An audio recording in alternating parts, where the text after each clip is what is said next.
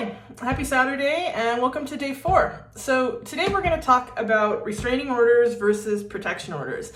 And I think this is important because this is something that comes up a lot. We get a lot of people that come to us and say, I need a restraining order. Keep me away from this person, get me a restraining order. And I think that people don't understand there's a difference in the state of Washington between protection orders, restraining orders, and no contact orders. In some cases, you could have the same parties in all 3 orders, which is, in my opinion, overkill, but it happens. So let's talk about the difference between the 3 orders, and then in future videos, we can kind of get into those a bit more. No contact order is a companion order that's issued in a criminal case. So if somebody's arrested and there's a criminal case going on, no contact order is usually put in place between the defendant and the alleged victim. Usually while the case is pending. So if you have maybe a misdemeanor assault 4DV case and you have 2 spouses or 2 intimate partners and one person is arrested, the court is most likely, unless there's a reason not to, going to put no contact order in place between those 2 parties while the case is pending. Sometimes a no contact order can be also for a fixed period of time when a case is over as part of a probationary term or some kind of an agreement. But a no contact order is specific to criminal cases. No contact orders also cannot be renewed. So that's a bit about that.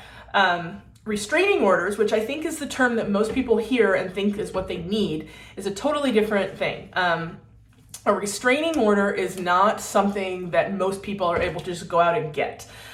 Restraining order is something that's issued usually in the family law context where it is part of a case.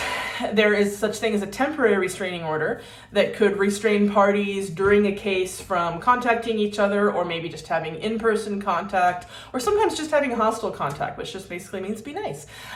So a restraining order is typically a companion order and something that goes with a family law proceeding. It's not something that you could just go to a courthouse if you have no other case going on and say, give me a restraining order. The court's going to say, no, that's not the kind of order that you need. Well, the clerk might not say that, but they will say we don't have paperwork for that. So restraining orders also, there are financial restraining orders. For example, in a divorce case in King County and also in Snohomish County, anytime a case is filed, temporary financial restraint goes into place, which restrains the parties during a divorce from moving around assets or otherwise disposing of them other than you would need in the course of daily living. So there's financial restraining orders, there's in-person restraining orders, but they usually go along with another case filing. They're not what we would call standalone orders where you can just go down and get a restraining order. So that can be really confusing to people. And I'll talk a lot more about restraining orders another time. But the last kind of order, which is really what most people need when they say, I need a restraining order, is a protection order. There are, in Washington, different kinds of protection orders. There are domestic violence protection orders. There are anti-harassment orders, which are also a different form of protection order. There are sexual assault protection orders. There are extreme risk protection orders, which are a lot less common.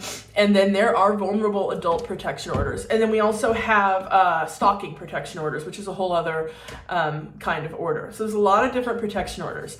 The most common protection orders people need are domestic violence protection orders, anti-harassment orders, and sexual assault protection orders. So it's really important to understand, number one, the kind of order that you need. Is it a restraining order? Do you have a no contact order because you have a criminal case? Or do you need a protection order? And then if you need a protection order, which is probably where you fall if you're thinking this person is bothering me, or this person is threatening me, or this person has assaulted me, and I just need something to keep them away from me or keep me safe, you probably need a protection order. You need to understand then what kind. And that is going to be a video for another day. But again, understanding that a protection order is different than a restraining order is extremely important, because you can go looking for a restraining order and have people look at you like there's no paperwork for that, I don't know what you're talking about, and it can be really confusing. The number one thing I can tell you is you should talk to an attorney. Even if you want to do the paperwork yourself, talk to an attorney, get that consultation, see if someone can give you some guidance on what kind of order you need to get, what paperwork you need to do, And then if you can, get an attorney to walk you through the process or do it for you, because there will be court appearances involved. And it's important not only to do the paperwork right, but also to be prepared for what needs to happen procedurally to get you from filing the paperwork to actually getting the order, because that's a whole other thing.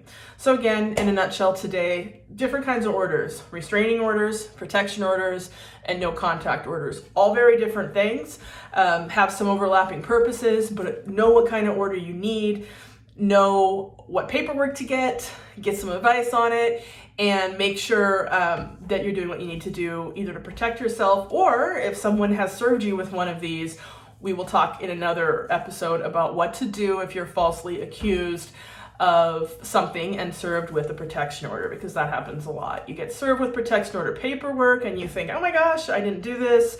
How was this person able to get a temporary protection order against me? Because that's typically what it will be.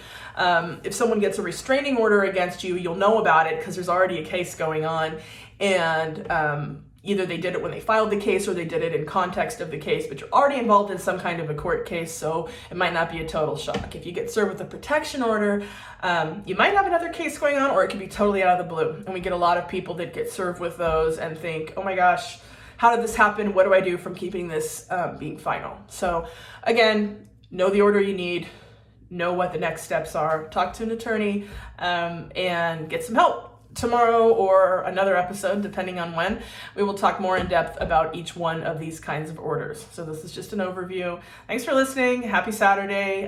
Talk to you soon. Bye.